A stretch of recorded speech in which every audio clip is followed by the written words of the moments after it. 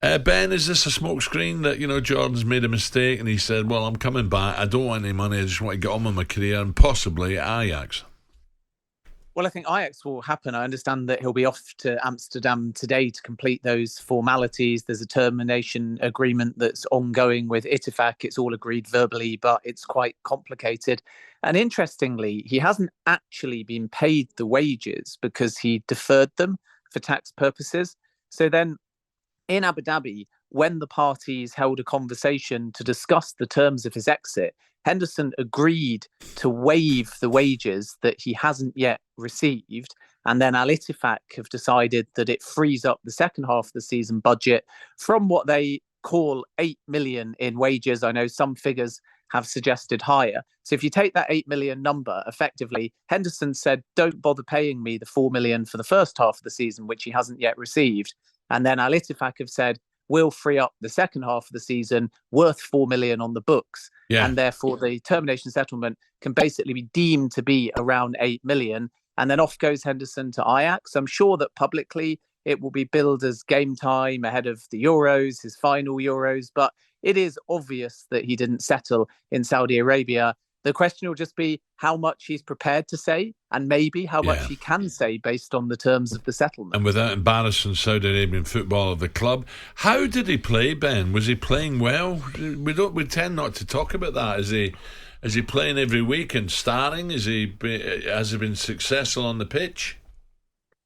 Not necessarily. I mean, he was captain. He was playing to the highest level he could. He was training well. He was a model professional up until this aspect. And then let's sort of see how it gets billed from an optics perspective. But Henderson ultimately was with a club that was not one of the big teams in Saudi Arabia. They're mid-table under Steven Gerrard. They haven't won a game since October.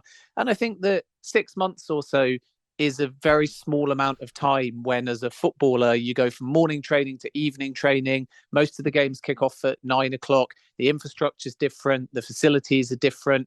But in fairness to Al Ittifaq, Henderson should have known a lot of this. He should have done perhaps more due diligence. But when you add everything up, the family in Bahrain, driving across the border, doesn't take that long. But he had 2 bases, one in Saudi Arabia that was used around match days, and then one in Bahrain with the rest of his family. Yeah. There's a lot of change. But Itifaq, for example, built him a new gym when he said the facilities were not up to scratch. They gave him the captain's armband.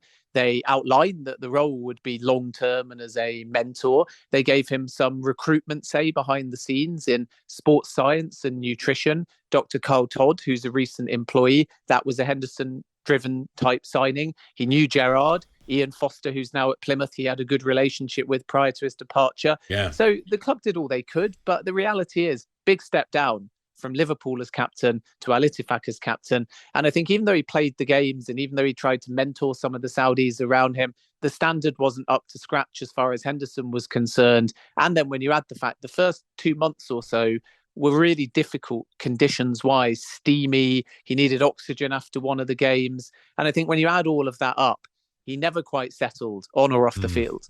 Ben, nice one. Thank you. We shall see what happens. So Ben feels he's definitely on his way to Ajax now. It's a difficult one, isn't it? I can see Jordan being a coach-manager, can't you? He's that type of player. But you see, dedicated. My point on it all, Al, is when we first heard about the offer that he got, we were getting told 30 million a year, tax-free. The money that he was being offered. Maybe his agent sat down with him. He sat down and says, you know what? I can't turn this money down. I can't turn it down. Don't want to go, but I can't turn it down. Now he's gone there and he's seen what it's like. The average attendance is 8,331. Lowest attendance is 133 people. So he's probably gone there, seen what the team's like. Not great, the team he's playing with. And he's probably thought, you know what? I've got money. Oh, like Henderson's probably worth 20 to 30 million pounds in the bank sitting there from his time at Liverpool. Probably not a flash guy, probably just a family guy. How much money does he actually need? Probably spoke to his family, not settling, like Ben said there, and probably thought to himself, you know what? I don't need this. I don't need this extra money. I want to go and play somewhere. I'm 33. I'm still playing. I feel like I can play. Eh? Yeah, I can still play at the top level. Why am I in Saudi Arabia, not enjoying it? Sometimes, what is enough money? Neymar, Mahrez, all these players probably don't care. talkSPORT Breakfast with Alan Brazil. Thursday and Friday morning, 6 till 10. On AM, on DAB, via the talkSPORT app and on your smart speaker. talkSPORT.